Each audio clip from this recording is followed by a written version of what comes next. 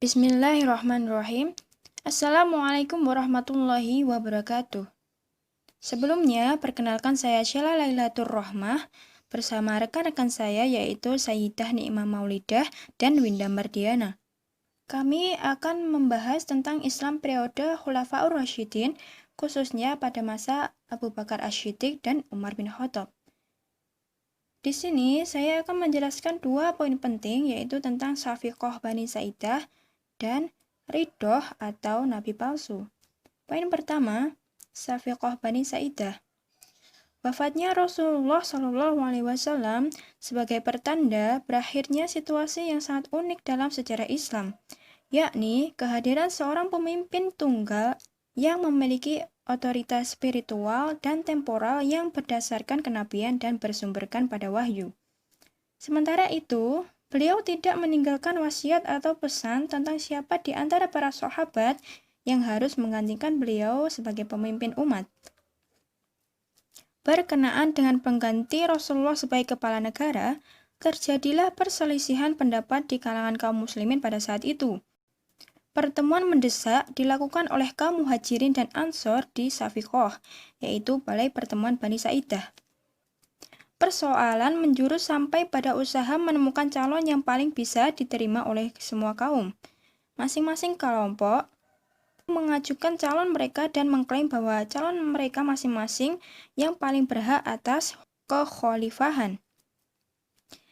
Calon-calon tersebut diantaranya yaitu Sa'ad bin Ubadah, Umar bin Khattab, Abu Ubaidah bin Zahrah, dan Abu Bakar As-Siddiq. Perselisihan ini berakhir dengan dibaiatnya Abu Bakar As-Siddiq sebagai khalifah setelah melalui berbagai perdebatan. Bagaimanapun juga, Abu Bakar merupakan sahabat paling dekat dengan Rasulullah. Terbukti dia pernah menjadi imam menggantikan Rasulullah yang saat itu sedang sakit. Poin kedua yaitu Ridhoh atau Nabi palsu. Masa awal pemerintahan Abu Bakar As-Siddiq diwarnai dengan berbagai kekacauan. Salah satunya yaitu munculnya Nabi palsu. Peristiwa Nabi palsu ini sebenarnya sudah ada sejak Rasulullah masih hidup. Namun, kewibawaan Nabi SAW yang menggentarkan hati mereka untuk melancarkan aktivitasnya. Kemudian, Abu Bakar As-Siddiq mengirim pasukan untuk menumpas golongan Nabi palsu tersebut, seperti Musailamah al-Khazzab, yaitu seorang yang mengaku sebagai nabi dan mengaku melanjutkan kenabian Rasulullah. Ia mati terbunuh dalam perang Yamamah yang dipimpin oleh Khalid bin Walid di tangan Wasyu bin Harb, pembunuh Hamzah paman Nabi dalam perang Uhud ketika masih musyrik, yang dibantu oleh Abdullah bin Zaid bin Ashim dan Abu Dujanah. Adapun Al-Aswad yang pernah menamakan dirinya sebagai Rahman al-Yaman telah mati terbunuh sebelum itu. Untuk materi selanjutnya akan disampaikan oleh rekan saya. Khalifah Abu Bakar As-Siddiq. Masa Khalifah Abu Bakar As-Siddiq berlangsung selama 2 tahun. Untuk menaklukkan kekuatan Persia, Abu Bakar As-Siddiq mengutus Khalid bin Walid ke Irak yang bertepatan di Al-Hirah pada tahun 634 Masehi dan berhasil menaklukkannya. Kemudian, untuk menaklukkan kekuatan Romawi, Abu Bakar As-Siddiq mengutus Abu Ubaidah ke Hims, Amr ibnu As ke Palestina, Yazid ibnu Sufyan ke Damaskus, Syurabil bin Hasanah ke Yordania.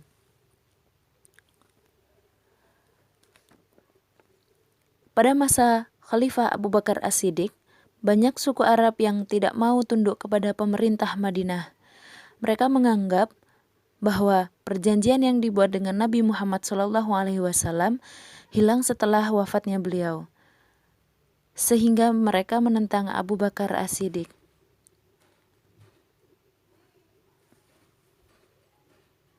Pada masa pemerintahannya, Abu Bakar As-Siddiq menjabat sebagai seorang kepala negara sekaligus sebagai panglima tertinggi angkatan bersenjata. Abu Bakar As-Siddiq juga berhasil bentuk sistem sosial politik yang sesuai dengan ajaran Islam yang dibawa oleh Nabi Muhammad SAW. Hal ini dikarenakan keterbukaannya terhadap para sahabat untuk memberikan pandangan sebelum pengambilan keputusan. Khalifah Umar bin Khattab. Masa kekhalifahan Umar bin Khattab berlangsung selama 10 tahun, yaitu dari tahun 13 Hijriah sampai 23 Hijriah atau tahun 634 Masehi sampai 644 Masehi. Wilayah-wilayah yang menjadi kekuasaan Islam diantaranya yaitu Jazirah Arab, Palestina, Syria, sebagian wilayah Persia, dan sebagian wilayah Mesir. Kota-kota yang berhasil ditaklukkan diantaranya 1. Damaskus, ibu kota Syria, tahun 635 Masehi. 2. Seluruh daerah Syria, tahun 636 Masehi. 3. Iskandaria, Mesir, dipimpin oleh Amr bin As tahun 641 Masehi. 4. Hiroh, Irak, dipimpin oleh Sa'ad ibnu Abi Waqqas tahun 637 Masehi. 5. Mosul tahun 641 Masehi. Sistem pemerintahan pada Khalifah Umar bin Khattab. Umar bin Khattab membangun sistem administrasi baru untuk daerah-daerah yang baru ditaklukkan pada tahun 20 Hijriah. Administrasi pemerintahan diatur menjadi 8 wilayah provinsi, di antaranya Mekah, Madinah, Syria, Jazirah, Basrah, Kufah, Palestina, dan Mesir. Umar bin Khattab membagi negeri menjadi unit-unit administratif, yaitu seperti provinsi, distrik, dan subbagian distrik.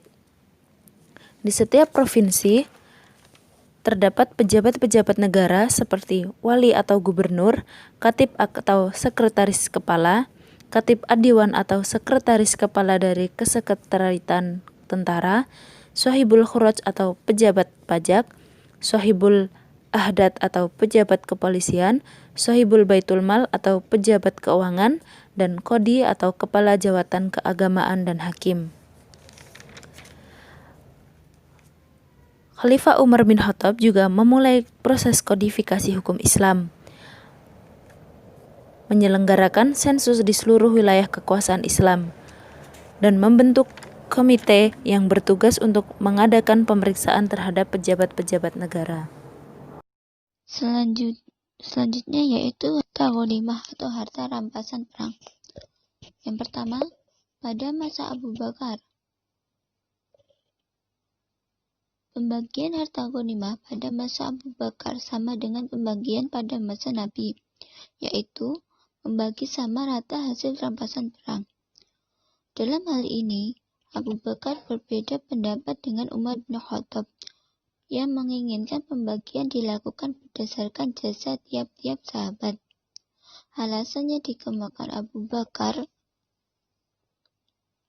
adalah semua perjuangan yang dilakukan atas nama Islam akan mendapat balasan dari Allah Subhanahu wa taala di akhirat nanti. Karena itu, biarlah di dunia mereka mendapat bagian yang sama.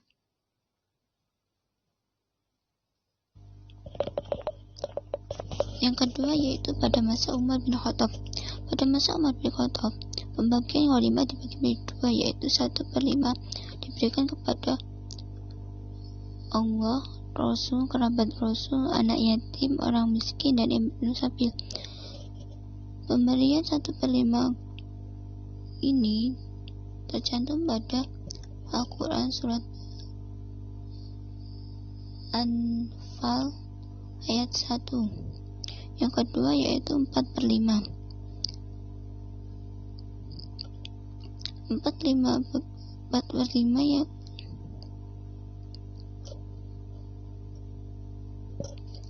4/5 bagian ini diberikan kepada tentara yang ikut berperang.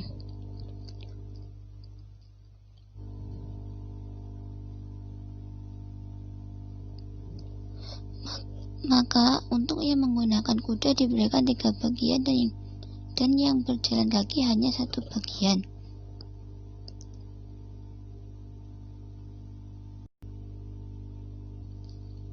Selanjutnya yaitu sistem pertanahan. Yang pertama, pada masa Abu Bakar. Pada masa Abu Bakar, tanah hasil peperangan dibagikan ke kaum muslimin. Yang kedua yaitu pada masa Umar bin Khattab. Pada masa Umar bin Khattab, wilayah yang ditundukkan oleh pemerintahan Islam melalui jalur perang, dan ada pula wilayah yang ditundukkan dengan jalur damai. Tanah yang berasal dari jalur peperangan disebut dengan tanah unwah. Sementara itu, tanah yang berasal dari jalur damai disebut dengan tanah sawat.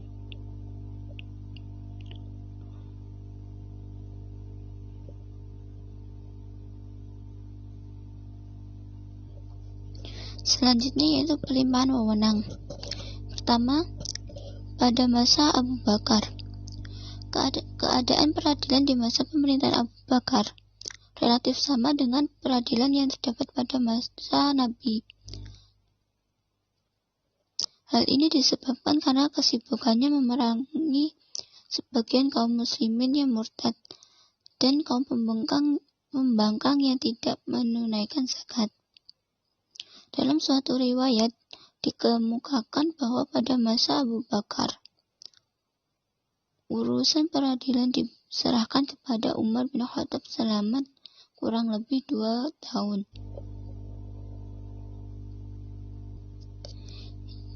Yang kedua yaitu pada masa Khalifah Umar bin Khattab. Pada masa pemerintah Khalifah Umar bin Khattab telah diadakan pemisahan tugas antara kekuasaan pemerintahan dan kekuasaan peradilan. Pengangkatan qadhi. Pada masa Khalifah Umar bin Khattab, karena luasnya wilayah Islam, beliau mengangkat qadhi untuk meringankan tugas-tugas beliau.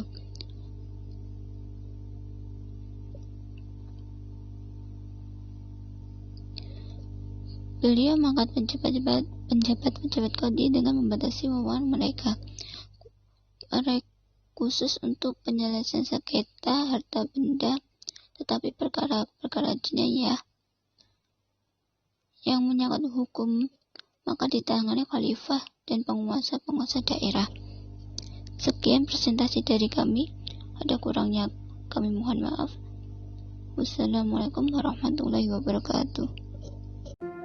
Baiklah, cukup sekian presentasi yang dapat kami sampaikan. Semoga dapat bermanfaat bagi kita semua dalam membantu memahami materi sejarah peradaban Islam. Kurang lebihnya kami mohon maaf. Sekian, terima kasih. Wassalamualaikum warahmatullahi wabarakatuh.